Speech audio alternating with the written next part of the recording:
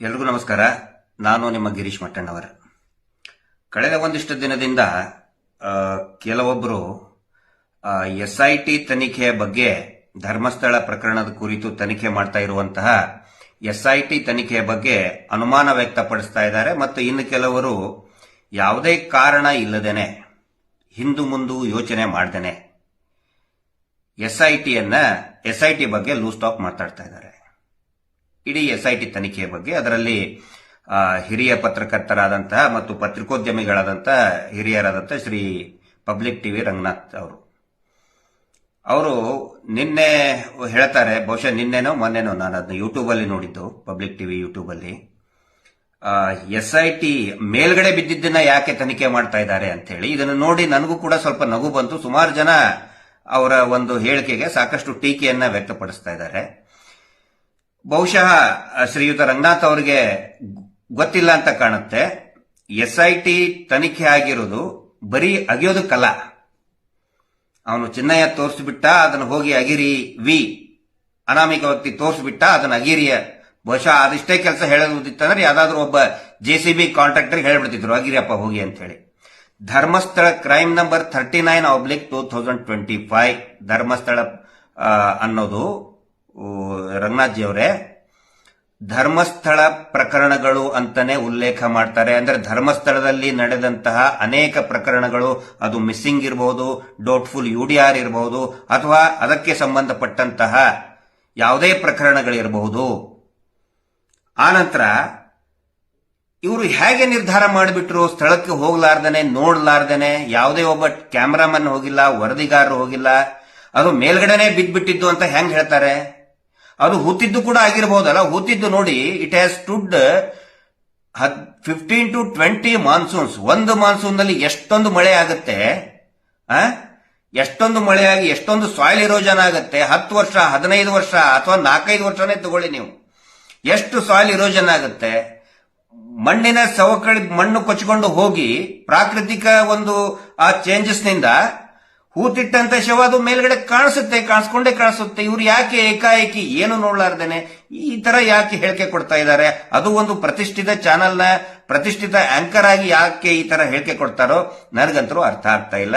ದಯವಿಟ್ಟು ಆ ತರ ಹೇಳಿಕೆ ಕೊಟ್ಟು ಇನ್ನೇನೋ ಆಮೇಲೆ ಲೂಸ್ ಟಾಕ್ ಮಾತಾಡೋದು, SIT ತನಿಖೆಯ ಬಗ್ಗೆ, ಅಧಿಕಾರಿಗಳ ಬಗ್ಗೆ, ಬಹುಶಃ ಇದನ್ನು ನೋಡಿದ್ರೆ ಏನೋ ಒಂದ್ ಕಡೆ ವಾಲಿ ಬೇಕು ಅಂತಲೇ ಮಾತಾಡ್ತಾ ಇದ್ದಾರೆ ಅಂತ ನನಗೆ ಅನಿಸ್ತಾ ಇದೆ.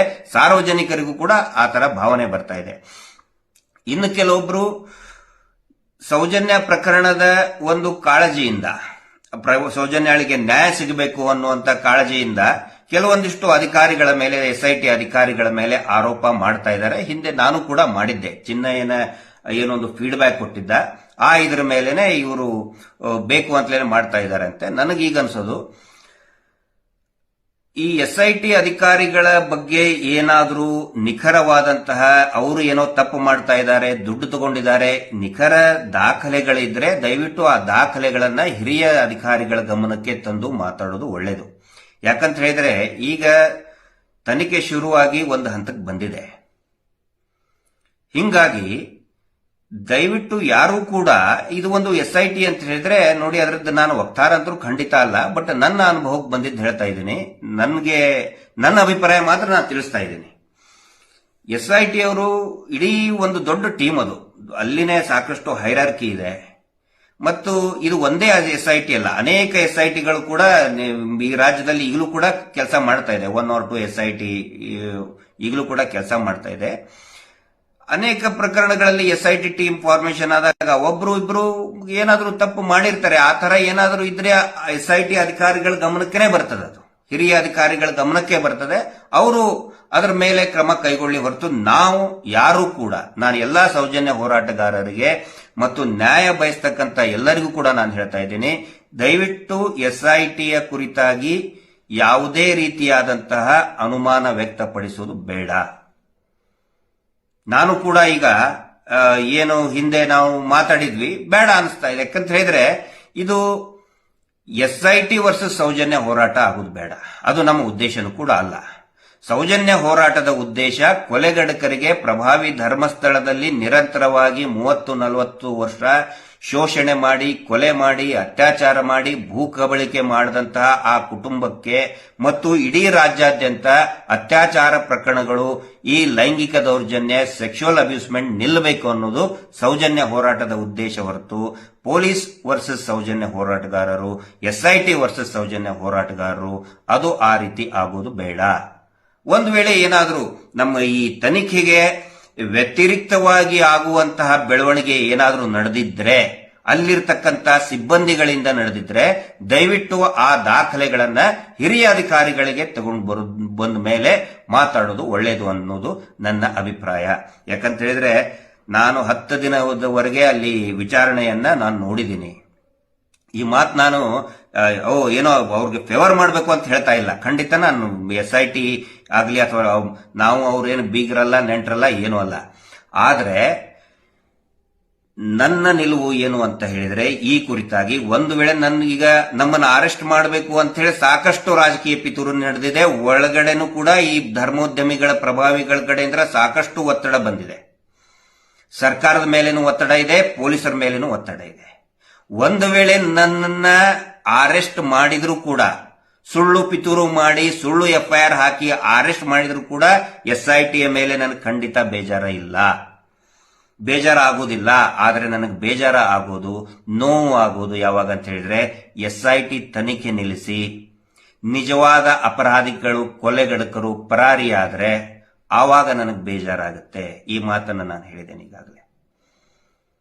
ಇಲ್ಲಿ ನಮ್ಮ ಮೇಲೆ FIR ಆಗುತ್ತೋ ಬಿಡುತ್ತೋ, ಜೈಲಿಗೆ ಹೋಗ್ಬಿಡ್ತೇವೋ ಅದು ಮುಖ್ಯ ಆಗಬಾರದು.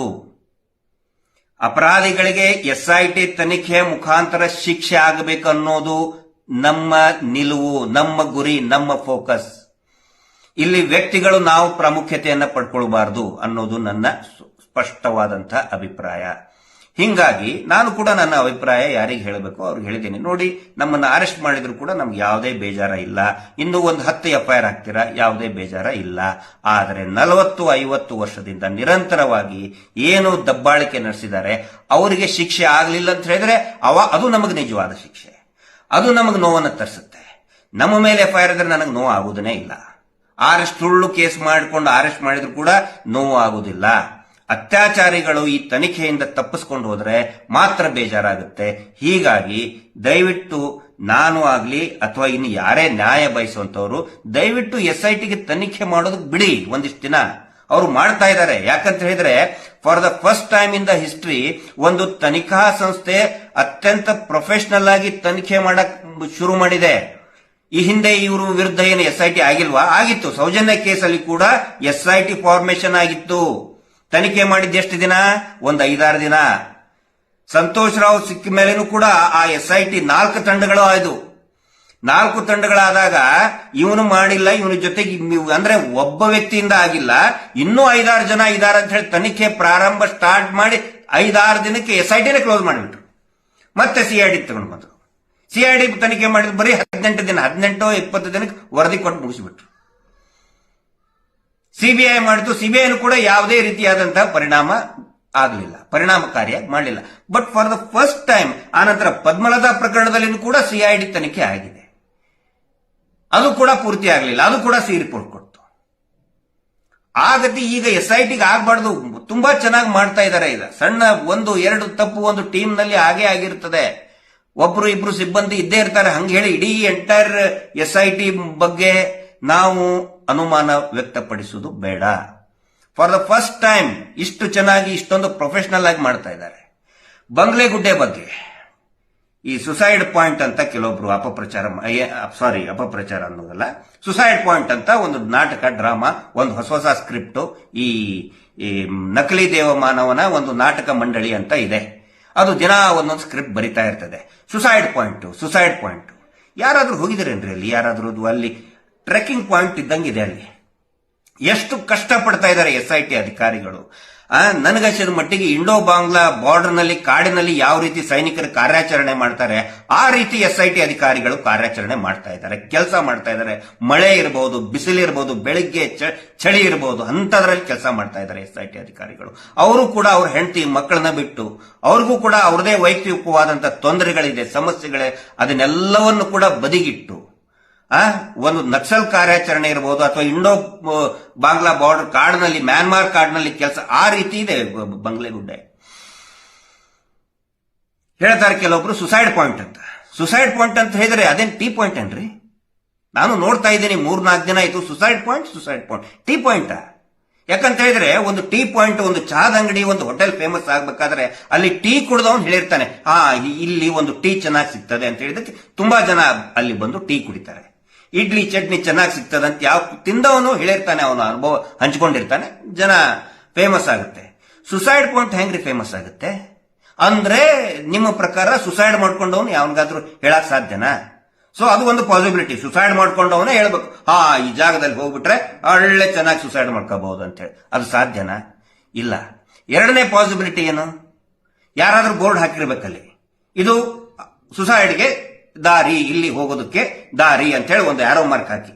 ಆ ತರ ಏನಾದ್ರು ಧರ್ಮಸ್ಥಳದಲ್ಲಿ ಇದೆಯಾ? ಅಲ್ಲಿರೋ ಆಟೋ ರಿಕ್ಷಾದವ್ರಿಗೆ ಜನಗಳಿಗೆ ಗೊತ್ತೈತೆ, ಸರ್ ಇಲ್ಲಿ ಸುಸೈಡ್ ಪಾಯಿಂಟ್ ಎಲ್ಲ ಐತ್ರಿ ಅಂದ್ಕೊಳ್ಳಿ, ಇಲ್ಲಿ ಮುಂದೆ ಹೋಗಿ ರೈಟ್ ಹೋಗಿ ಲೆಫ್ಟಿಗೆ ಹೊಳ್ಳಿ ರೈಟಿಗೆ ಸೀದಾ ಹೋದ್ರೆ ಅಲ್ಲಿ ಸುಸೈಡ್ ಪಾಯಿಂಟ್ ಬರ್ತೈತೆ ಅಂತ ಹೇಳೋರು ಯಾರಾದ್ರೂ ಇದಾರ ಅಲ್ಲಿ? ಅದು ಕೂಡ ಇಲ್ಲ. ಎಲ್ಲಿ ಕೂಡ ಲ್ಯಾಂಡ್ ಮಾರ್ಕ್ ಕೂಡ ಹಾಕಿಲ್ಲ. ಮೂರನೇ ಇನ್ನೊಂದೇನು ಸಾಧ್ಯತೆ, ಅದು ಸುಸೈಡ್ ಪಾಯಿಂಟ್ ಆಗಕ್ಕೆ ಆ ಜಾಗ ತುಂಬಾ ಫೇಮಸ್ ಆಗಿರ್ಬೇಕು. ಫಾರ್ ಎಕ್ಸಾಂಪಲ್ ಜೋಗದ ಗುಂಡಿ, ಎಲ್ಲರಿಗೂ ಗೊತ್ತಿದೆ, ಜೋಗದ ಗುಂಡಿ ಮೇಲಿಂದ ಬಿದ್ದರೆ ಸಾಯ್ತಾರ ಅಂತ ಹೇಳಿ, ಎತ್ತರದ ಪ್ರದೇಶದಿಂದ ಬಿದ್ದರೆ ಸಾಯ್ತಾರ ಅಂತ ಹೇಳಿ ಎಲ್ಲರಿಗೂ ಅದು ಫೇಮಸ್ ಪಾಯಿಂಟ್. ಬಟ್ ಬಂಗ್ಲೆಗುಡ್ಡೆ ಈ ಪ್ರಕರಣಕ್ಕಿಂತ ಮುಂಚೆ ಯಾರಿಗೂ ಕೂಡ ಆ ಬಂಗ್ಲೆಗುಡ್ಡೆ ಅಂತ ಯಾರಿಗೂ ಗೊತ್ತಿದ್ದಿಲ್ಲ, ಹೊರಗಿನವ್ರಿಗೆ ಅದ್ ಹೆಂಗ್ ಸುಸೈಡ್ ಪಾಯಿಂಟ್ ಆಗುತ್ತೆ? ಆಮೇಲೆ ಇನ್ನೊಂದು ಹೇಳ್ತಾರೆ, ಅಲ್ಲಿ ಹಗ್ಗ ಇತ್ತು, ಹೌದು ಇದ್ದಿರಬಹುದು. ವಿಷದ ಬಾಟ್ಲಿ ಇತ್ತು, ಹೌದು. ಈಗ ಬುರುಡೆ ಸಿಕ್ಕಿದ್ದು 9, 10, 7 ಅಂತ ಹೇಳ್ತಾರೆ. 7 ಅಂತಾನೆ ಹಿಡ್ಕೊಳ್ಳೋಣ. ಸ್ಮಾಲ್ ಅಂದ್ರೆ ನಂಬರ್ಸ್ ಇನ್ನು ತುಂಬಾ ಜಾಸ್ತಿ ಇದೆ. ಇವರು ಹೇಳೋ ಪ್ರಕಾರ 7 ಅಂತಾನೆ ಹಿಡ್ಕೊಳ್ಳೋಣ. ಹಗ್ಗ ಸಿಕ್ಕಿದ್ದು ಒಂದು ಹಗ್ಗಕ್ಕೆ 7 ಜನ ಹೋಗಿ ಜೋತ್ ಬಿದ್ರ? ಒಂದು ಕಾಮನ್ ಸಾಮಾನ್ಯ ಪ್ರಜ್ಞೆಗೆ ಬರುವಂತ ಪ್ರಶ್ನೆಗಳಪ್ಪ ಇವು. ಒಂದು ಹಗ್ಗಕ್ಕೆ 7 ಜನ ಹೋಗಿ ಜೋತ್ ಬಿದ್ದು ಸುಸೈಡ್ ಮಾಡ್ಕೊಂಡ್ರ? ಅಥವಾ ಒಂದನೇ ಸಾರಿ ಜೋತ್ ಬಿದ್ದವನು ಹೇಳಿದ್ನ, ಅಲ್ಲಿ ನನ್ನ ಹಗ್ಗ ಅಲ್ಲೇ ಬಿಟ್ಟು ಬಂದಿದ್ದೇನೆ, ನೀವು ಹೋಗಿ ಅಲ್ಲೇ ಜೋತ್ ಬಿಡ್ಸಾಯಿರಿ ಅಂತ ಹೇಳಿ. ವಿಷದ ಬಾಟ್ಲ್ ಇತ್ತು. ಏನದು ವಿಷದ ಬಾಟ್ಲ್? ನಾವು ಒಂದು ಟಿವಿ ಚಾನೆಲ್ ನೋಡಿದೆ, ಅಲ್ಲಿ ವಿಷದ ಬಾಟಲ್ ಇತ್ತು. ವಿಷದ ಬಾಟಲಿ ಅಂತ ಯಾರಾದ್ರೂ ನೋಡಿದಿರ? ಹಿಂಗೆ ಇರ್ತದಂತೇಳಿ. ಸರಾಯಿ ಬಾಟ್ಲಿ ನೋಡಿದ್ಮೇಲೆ ಗೊತ್ತಾಗತ್ತೆ. ಇನ್ನು ಬೇರೆ ಬೇರೆ ಬಾಟ್ಲಿ ಇರ್ತವೆ. ಆ ಬಾಟ್ಲಿಯಲ್ಲಿ ಹಾಲು ಹಾಕಿದ್ರೆ ಹಾಲಿನ ಬಾಟ್ಲಿ ಆಗ್ತದೆ, ವಿಷ ಹಾಕಿದ್ರೆ ವಿಷ ಆಗುತ್ತೆ, ವಿಷದ ಬಾಟ್ಲಿ ಅಂತಾರೆ. ಮೂತ್ರ ಹಾಕಿದ್ರೆ, ಈಗ ಹಾಸ್ಪಿಟಲ್ ಯೂರಿನ್ ಟೆಸ್ಟಿಗೆ ಮೂತ್ರ ಹಾಕಿದ್ರೆ ಮೂತ್ರದ ಬಾಟಲ್ ಆಗುತ್ತೆ, ನೀರು ಹಾಕಿದ್ರೆ ನೀರಿನ ಬಾಟಲ್ ಆಗ್ತದೆ. ವಿಷದ ಬಾಟಲ್ ಅಂತ ಇವ್ರಿಗೆ ಹೆಂಗಪ್ಪ ಗೊತ್ತಾಯ್ತು ಅಂದ್ರೆ, ವಿಷದ ಬಾಟಲ್ ಅಂತ ಹೇಳೋದಕ್ಕೆ ಅವನು ವಿಷ ಕುಡಿದವನು ಮಾರ್ಕರ್ ಇಂದ ಬರೆದಿರಬೇಕು. ಇಲ್ಲ ಅಂತ ಹೇಳಿದ್ರೆ ಒಂದು ಪೇಪರ್ ಅಲ್ಲಿ ಬರೆದು ಅಂಟಿಸಿರ್ಬೇಕು.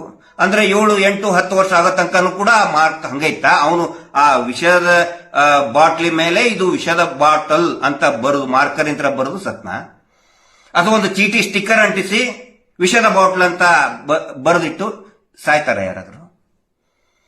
ಇದು ನಾವು ಕೂಡ ಸ್ಟಡಿ ಮಾಡಿದ್ದೀನಿ, ನನ್ನ ಒಂದು ರೀತಿಯಲ್ಲಿ ಅಧ್ಯಯನ ಮಾಡಿದ್ದೀನಿ. ಹಗ್ಗ ಇರೋದು ನಿಜ, ಅಲ್ಲಿ ಬಾಟ್ಲ್ ಇರೋದು ಕೂಡ ನಿಜ. ಇದು ಬರೀ ಅಲ್ಲಿಷ್ಟೇ ಅಲ್ಲ, ಬಂಗ್ಲೆಗುಡ್ಡೆ ಅಷ್ಟೇ ಅಲ್ಲ, ಎಲ್ಲಾ ಕಡೆನೂ ಕೂಡ ಇವರು ಅದೇ ರೀತಿಯಾದಂತಹ ಒಂದಿಷ್ಟು ಬಾಟ್ಲ್ಗಳನ್ನ ಇಟ್ಟಿರ್ತಾರೆ. ಈ ಮಾತನ್ನ ನೀವು ಅಲ್ಲಿ ಒಬ್ಬ ಸ್ಥಳೀಯ ನಮ್ಮ ಮುಂದೆ ಹೇಳಿದ್ದಾನೆ, ಅವಾಗಲೇ ಸ್ಟೇಟ್ಮೆಂಟ್ ಕೊಟ್ಟಿದ್ದಾನೆ. ಆ ಚಿಕ್ಕ ಬಾಲಕಿ ಸತ್ತಾಗ ಪೊಲೀಸರೇ ಬರ್ತಾರೆ, ಅದರ ಪಕ್ಕ ಒಂದು ಬಾಟ್ಲು, ಆ ಬಾಟ್ಲ್ ಮೇಲೆ ಇವರೇ ಬರೆದಿರ್ತಾರೆ ವಿಷದ ಬಾಟಲ್ ಅಂತ ಹೇಳ್ಕೊಂಡು.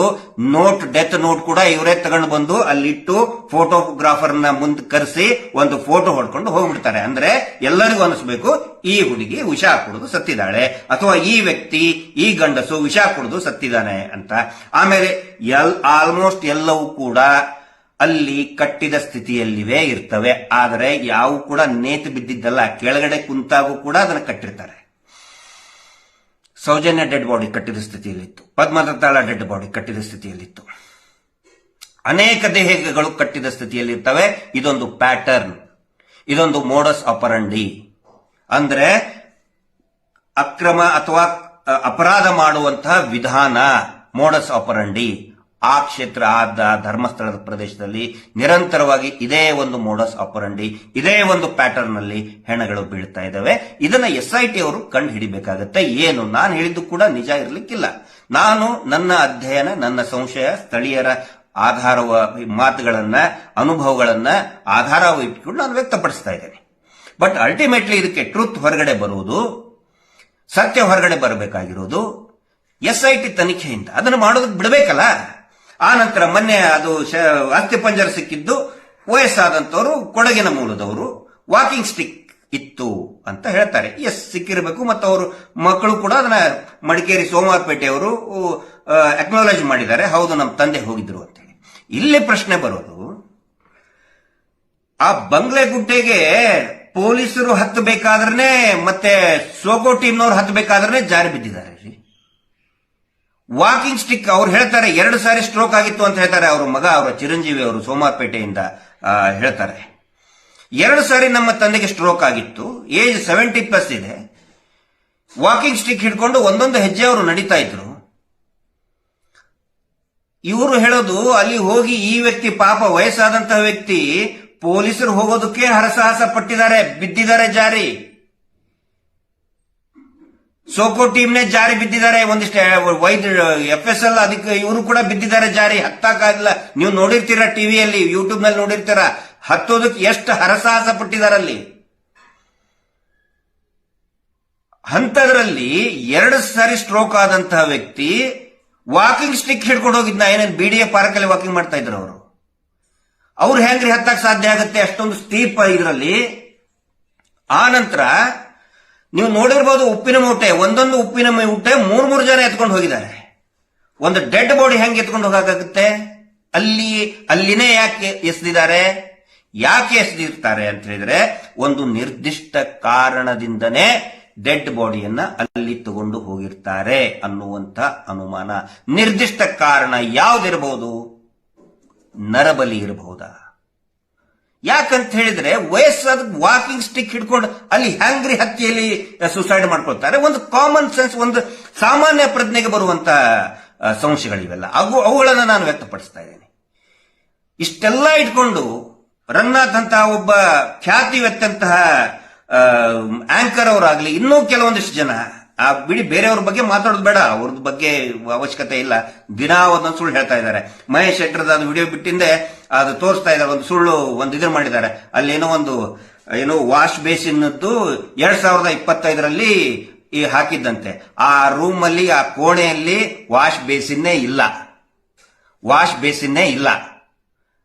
ಸುಮ್ನೆ ಏನೇನೋ ಒಂದು ಸುಳ್ಳು ಹೇಳ್ತಾ ಹೋಗ್ತಾ ಇರ್ತಾರೆ. ಅವ್ರು ದುಡ್ಡು ಕೊಟ್ಟಿರ್ತಾರೆ, ಮೂಳೆ ಬಿಸಾಕಿರ್ತಾರೆ, ಬಿಸ್ಕೆಟ್ ಬಿಸಾಕಿರ್ತಾರೆ, ನಕಲಿ ದೇವಮ್ಮನೋ ಅದು ತಗೊಂಡು ಒಂದಿಷ್ಟು ಟಿವಿ ಚಾನಲ್ ಕೂತ್ಕೊಂಡು ಹೇಳ್ತಾ ಇರ್ತಾರೆ. ಆದ್ರೆ ಇವುಗಳನ್ನೆಲ್ಲವನ್ನು ಕೂಡ ವಿಶ್ಲೇಷಣೆ ಮಾಡಬೇಕಾದ್ರೆ, ಇವುಗಳನ್ನೆಲ್ಲ ಪರಿಶೀಲನೆ ಮಾಡಬೇಕಾಗತ್ತೆ.